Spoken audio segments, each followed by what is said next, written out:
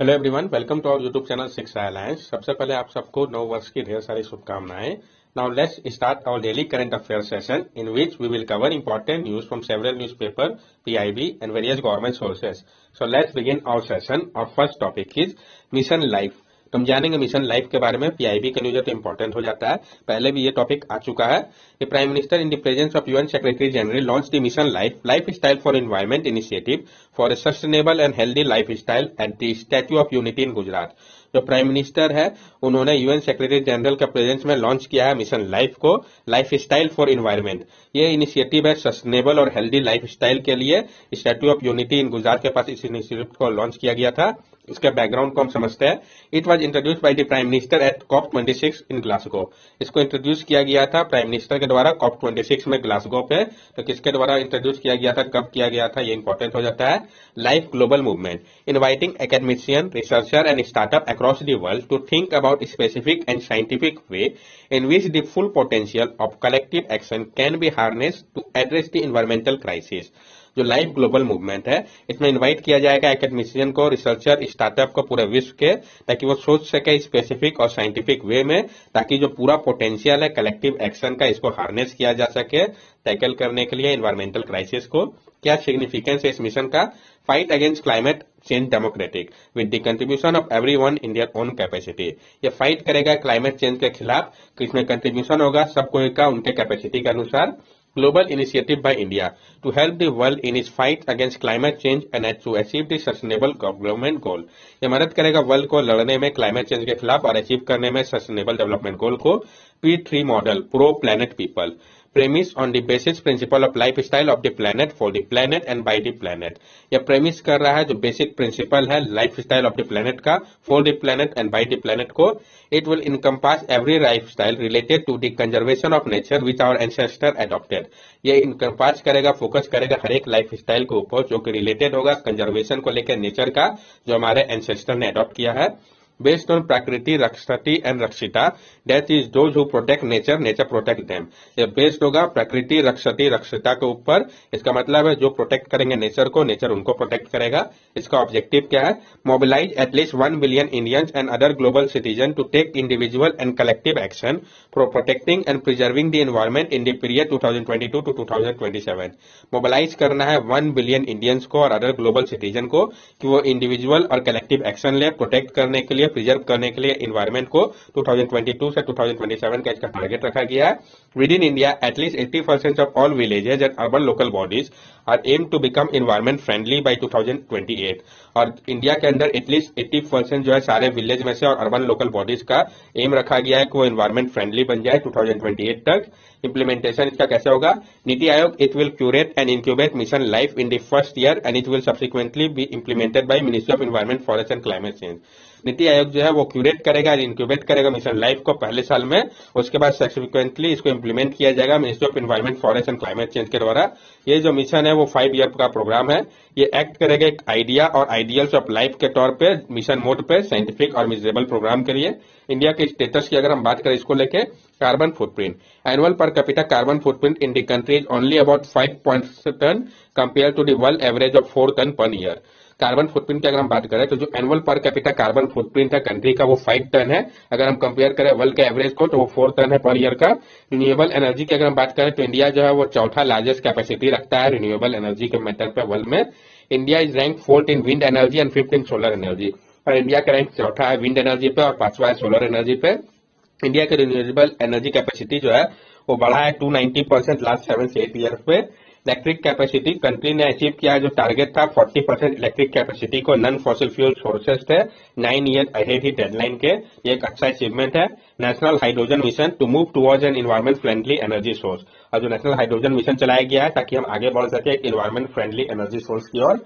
Next topic है हमारा भूटा Cola. हम जानेंगे भूटा कोला के बारे में। The practice has come into limelight due to the recent Kantara movie. ये जो प्रैक्टिस है भूटा कोला का, ये लाइमलाइट में आया है जो अभी हाल ही में मूवी रिलीज हुआ था कंटारा मूवी, इसके कारण। ये है क्या Bhuta Kola? It is an annual ritual performance where local spirit और डिटीज आर वर्शिप। ये एक एनुअल रिचुअल परफॉर्मेंस है जहां पे लोकल स्पिरिट या डिटीज को वर्शिप किया जाता है। It is believed that a person performing the ritual has temporarily become a god himself। ये माना जाता है कि जो पर्सन परफॉर्म कर रहे इस रिचुअल को वो टेम्पोररली खुद ही गॉड बन गए हैं। This performer is both feared and respected in the community and is believed to give answer to people problem on behalf of God. ये जो परफॉर्मर होते हैं उनसे बहुत लोग डरते भी है, बहुत लोग रेस्पेक्ट भी करते हैं उस कम्युनिटी के। उनका मानना है कि ये आंसर देते हैं पीपल के प्रॉब्लम के बारे में गॉड के बिहाफ में। There are several Bhutas who are worshipped in the Tulu speaking belt of दक्षिणा कन्नड़, उत्तर कन्नड़ एंड उडुपी डिस्ट्रिक्ट। और बहुत सारे भूटास है जिनको वर्शिप किया जाता है टुल्लू स्पीकिंग बेल्ट में, दक्षिण कन्नड़, उत्तर कन्नड़ और उडुपी डिस्ट्रिक्ट में। It is usually performed in small local communities and rural area, और इसको ज्यादातर परफॉर्म किया जाता है स्मॉल लोकल कम्युनिटी या रूरल एरियाज में। It has influence Yakshagana folk theatre, इसमें प्रभाव देखा जा सकता है यक्षगंगा फोक थिएटर का। Drums and music give company to the dancing and puja ritual, और ड्रम्स और म्यूजिक जो है वो कंपनी देता है डांसिंग और पूजा रिचुअल को। What is this movie about, ये जो मूवी है वो किस चीज पे ऊपर है? The fictional story shown in this movie is inspired by the relationship shared between forest and their resident and take place over almost 2 centuries. ये जो फिक्शनल स्टोरी है ये शो कर रहा है इस मूवी पे, जो कि इंस्पायर है रिलेशनशिप जो शेयर किया जा रहा है फॉरेस्ट और उनके रेसिडेंट के बीच में ऑलमोस्ट 2 सेंचुरी था, उसको यहाँ पे दर्शाया गया है।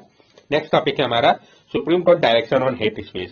जो सुप्रीम कोर्ट का डायरेक्शन आया हेट स्पीच को लेकर, हेट स्पीच होता क्या है, क्या लॉ, हम सब समझेंगे। Recently supreme court has directed the police chief of Delhi, Uttar Pradesh and Uttarakhand to take immediate suo motu action against hate speech by lodging criminal cases without waiting for formal complaint। और हाल ही में supreme court ने direct किया जो police chief है दिल्ली, उत्तर प्रदेश और उत्तराखंड के, उनको कि वो इमीडिएट सुओ मोटो एक्शन ले, हेट स्पीच के खिलाफ लॉन्च करे क्रिमिनल केसेस को बिना इंतजार किए हुए फॉर्मल कंप्लेंट का। मतलब आपको वेट नहीं करना कि कोई फॉर्मल कंप्लेंट करेगा उसके बाद आप एक्शन लेंगे, आप खुद से एक्शन लीजिए, सुओ मोटो एक्शन लेने के लिए कहा गया है। हेट स्पीच होता क्या है? Hate speech is an incitement of hatred against a particular group of person marginalized by their religious belief, sexual orientation, gender and so on। Hate speech जो है वो इंसाइटमेंट होता है हेट्रेड का एक पार्टिकुलर ग्रुप ऑफ पर्सन के खिलाफ जो कि मार्जिनलाइज है अपने religious belief, sexual orientation, gender या किसी और कारण से। The law commission in it 267 report on hate speech said such assurance have the potential to provoke individual and society to commit act of terrorism, genocide and ethnic cleansing। Law commission ने अपने 267 report में hate speech में कहा है कि इस type का जो प्रॉब्लम है उसमें पोटेंशियल है कि वो प्रोवोक कर सकता है इंडिविजुअल या सोसाइटी को कि वो कमिट करे टेररिज्म के एक्ट को, जिनोसाइड या इथनिक क्लिंजिंग को। Law on hate speech India, क्या लॉ है हेट स्पीच को लेकर भारत में? India does not have formal legal framework for dealing with hate speech. A set of provision of the Indian Penal Code loosely defining hate speech are invoked. India पे कोई formal legal framework नहीं है जो कि deal करे hate speech से। कुछ provision है इंडियन पेनल कोड पे जो कि लूजली डिफाइन करते हैं हेट स्पीच को, जिसको यूज किया जाता है। Section 295 of IPC. It define and prescribe punishment for deliberate and malicious act intended to outrage the religious feeling of any class by insulting its religion or religious belief. जो section 295 है IPC का, ये define करता है, prescribe कर रहा है punishment को जो कि डेलिब्रेट या मैलिशियस एक्ट के लिए है, जो कि आउटरेज कर रहा हो किसी के रिलीजियस फीलिंग को, क्लास का इंसल्ट करते हुए उसके रिलीजन या रिलीजियस बिलीफ को। इसका ओरिजिन कहां से हुआ था? It was brought in 1927 Rangila Rasul case. It incident lies in the communally charged atmosphere of north India in the 1920।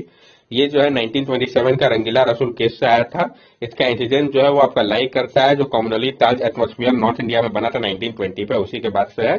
Section 298 of IPC penalise uttering words etcetera with deliberate intent to वार्न the religious feeling of any person. Section 298 है IPC का, यह penalise करता है अगर आप अटर करते हैं कोई वर्ड उसको जो कि डेलिबरेट इंटेंशन होगा उसका किसी के रिलीजियस फीलिंग को किसी पर्सन का हर्ट करने का। तो Section 153A of IPC penalize promotion of enmity between different group on ground of religion, race, place of birth, residence, language, etc. and doing act prejudicial to maintenance of harmony। और section 153A है IPC का, यह penalise करता है अगर promote किया जा रहा हो एनमिटी को दो डिफरेंट ग्रुप के बीच में religion, race, place of birth, resident, language etcetera के ग्राउंड पे तो, और अगर ऐसा प्रीजुडिशियल मेंटेनेंस ऑफ हार्मोनी के लिए हो रहा है तो। Section 66A of the IT act, और वो सेक्शन 66A है आईटी एक्ट का, punishes sending offensive message through communication service is added when such speech is made online. इसको ऐड किया गया कि अगर सेंड किया जाता है ऑफेंसिव मैसेज को कम्युनिकेशन सर्विस के माध्यम से तो उसको भी ऑनलाइन, तो उसको भी कंसीडर किया जाएगा हेट स्पीच के तौर पे। Part 7 of the Representation of People Act 1951 classified hate speech as an offence committed during election into two categories, corrupt practice and electoral offences। और जो पार्ट 7 है रिप्रेजेंटेशन ऑफ पीपल एक्ट 1951 का, ये classify करता है हेट स्पीच को कि एक ऑफेंस है जो कि कमिट किया जाता है इलेक्शन के दौरान दो कैटेगरी पे, एक करप्ट प्रैक्टिसेस और दूसरा इलेक्टोरल ऑफेंस है ये। Supreme court ruling on 295A। Supreme court का क्या रूलिंग आया है 295A पे? Ramji Lal Modi versus State of Uttar Pradesh 1957. Supreme Court upheld the law on the ground that it was brought to preserve public order.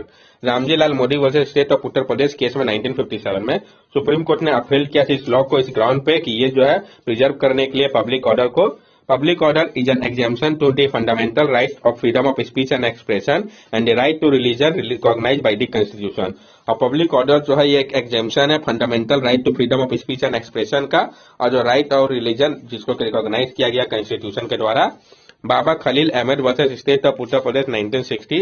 Supreme Court said that the malicious intent of the accused can be determined not just from speech in question but also from external sources। और Baba Khalil Ahmed versus state of Uttar Pradesh का जो case था 1960 का, इसमें supreme court ने कहा था कि जो मैलिशियस इंटेंट है एक्यूज का, इसको डिटरमाइन सिर्फ स्पीच के ऊपर ही नहीं किया जाएगा क्वेश्चन का, बट एक्सटर्नल सोर्सेज के द्वारा भी किया जाएगा। Baragur Ramachandrappa versus state of Karnataka 2007। जो आपका Baragur Ramachandrappa versus state of Karnataka case है 2007 का, इसमें सुप्रीम कोर्ट ने अडॉप्ट किया था एक प्रैग्मेटिक अप्रोच को। ऑर्डर दिया था पब्लिक ऑर्डर सुपरसीड करता है individual interest of free speech के ऊपर। नेक्स्ट टॉपिक है हमारा नैरडेको फाइनेंस कमेटी। तो हम जानेंगे नैरडेको फाइनेंस कमेटी के बारे में। National real estate development council NAREDCO has formed a NAREDCO finance committee NFC to enable real estate developer easy access to fund based on merits and viability of the project। जो national real estate development council है नैरडेको, उन्होंने form किया है नैरडेको finance committee NFC को, जो enable करेगा real estate developer को कि वो आसानी से एक्सेस कर पाए फंड का, जो कि बेस्ड होगा मेरिट के ऊपर और वायबिलिटी के ऊपर प्रोजेक्ट का।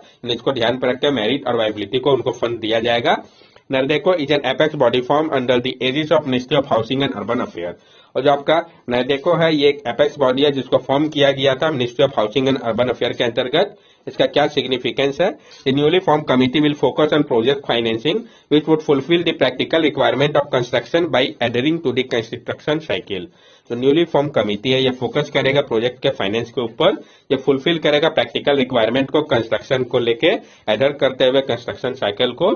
The NFC has been formed to help the industry and developer infuse liquidity into the system and help the consumer to be ready to move in project। और जो NFC है उसको फॉर्म किया गया है ताकि ये मदद करे इंडस्ट्री को और डेवलपर को इन्फ्यूज करने में लिक्विडिटी को सिस्टम पे, और ये मदद करेगा कंज्यूमर को कि वो ready to move in project में फोकस करे। नेक्स्ट टॉपिक है हमारा इनविट। हम जानेंगे इनविट के बारे में। The government of India is increasingly using the InvIT route to monetize assets held by government entities and bring in broad-based public shareholding। तो गवर्नमेंट ऑफ इंडिया है वो इंक्रीजिंगली यूज कर रहा है इनविट रूट को मोनेटाइज करने के लिए एसेट को जो कि गवर्नमेंट इंटाइटीज के पास है और broad based public shareholding के माध्यम से। What are infrastructure investment trust InvIT? क्या है infrastructure investment trust InvIT? And infrastructure investment trust are in between vehicle that are feature of stock bond and mutual fund. It is a pool investment vehicle like a mutual fund but applicable to infrastructure sector. जो infrastructure investment trust है ये इन between vehicle है जो कि features रखता है stock bond और mutual fund का। ये पूल इन्वेस्टमेंट व्हीकल है जैसे कि म्यूचुअल फंड है उसी के जैसा, लेकिन ये एप्लीकेबल है इंफ्रास्ट्रक्चर सेक्टर के लिए। म्यूचुअल फंड में जो इन्वेस्ट सम होता है वो रिसीव होता है फाइनेंशियल सिक्योरिटी के तौर पे, जबकि इन्वेस्ट करता है सेम को रियल इंफ्रास्ट्रक्चर एसेट में जैसे कि road, power sector, transmission line, pipeline etcetera पे। इसको रेगुलेट किया जाता है SEBI infrastructure investment trust regulation act 2014 और इंडियन ट्रस्ट एक्ट 1882 के माध्यम से। How do they work? ये कैसे काम करते हैं? तो ये लिस्ट करते हैं जो बोर्सेस है रेस करने के लिए मनी को ताकि एक्वायर किया जा सके पोर्टफोलियो को इंफ्रास्ट्रक्चर एसेट का जो कि पहले से रन कर रहा है और जनरेट कर रहा है रेगुलर कैश फ्लो को। नेक्स्ट टॉपिक है हमारा sugarcane production shifting from south to north NSO report. तो शुगर कैन का प्रोडक्शन वो शिफ्ट कर रहा है साउथ से नॉर्थ की ओर, एनएसओ के रिपोर्ट में बताया गया है। तो हम जानेंगे जो latest national statistical office NSO का रिपोर्ट है 2011 से 2020 पीरियड का। इसमें 6 sugar cane producing northern India state जो है उसमें देखा गया है 42% इंक्रीज आउटपुट वैल्यू पे, जबकि जो 5 स्टेट है साउथ के उसमें डिक्लाइन देखा गया है 32.4% का सेम पीरियड पे। क्या रीजन है इसके पैसे का कि जो ये शिफ्ट हो रहा है? ये जो नॉर्थवर्ड शिफ्ट है शुगर कैन प्रोडक्शन का वो लार्जेस्ट इरिगेटेड एरिया के कारण है इस रीजन के higher state advisory price above centre fair and limited price का जो कि ऑफर किया जा रहा है नॉर्थ में, स्पेशली उत्तर प्रदेश गवर्नमेंट के द्वारा। FRP is fixed under a sugarcane control order in 1966. It is the minimum price that sugar mill are supported to pay at the farmer. However, state determine their own state agreed price, which is generally higher than the FRP. और जो FRP होता है ये fix किया जाता है sugar control order 1966 के माध्यम से। ये मिनिमम प्राइस होता है जो कि शुगर मिल्स ऑनर सपोज करते हैं कि वो पे करेंगे फार्मर को, लेकिन स्टेट डिटरमाइन करते हैं उनका खुद का स्टेट एग्रीड प्राइस एसएपी को, जो कि जनरली हायर होता है एफआरपी से। एनएसओ के बारे में हम जान ले। NSO national sample survey officer, ये इन्होंने इसको मर्ज किया गया था सेंट्रल स्टैटिस्टिकल ऑफिस सीएसओ के साथ, ताकि फॉर्म किया जा सके नेशनल स्टैटिस्टिकल ऑफिस को 2019 में। ये Ministry of Statistics and Programme Implementation के अंदर आता है। तो किसके अंदर आता है, कैसे बना, ये इंपॉर्टेंट हो जाता है। That's all for daily current affair session. अगर आपको हमारी वीडियो अच्छी लगी हो तो हमारे चैनल सब्सक्राइब करें, हमारे वीडियो को लाइक करें और ज्यादा से ज्यादा शेयर करें। These are our social media link. From here also you can stay connected with us and give us your valuable feedback. Thank you and have a nice day.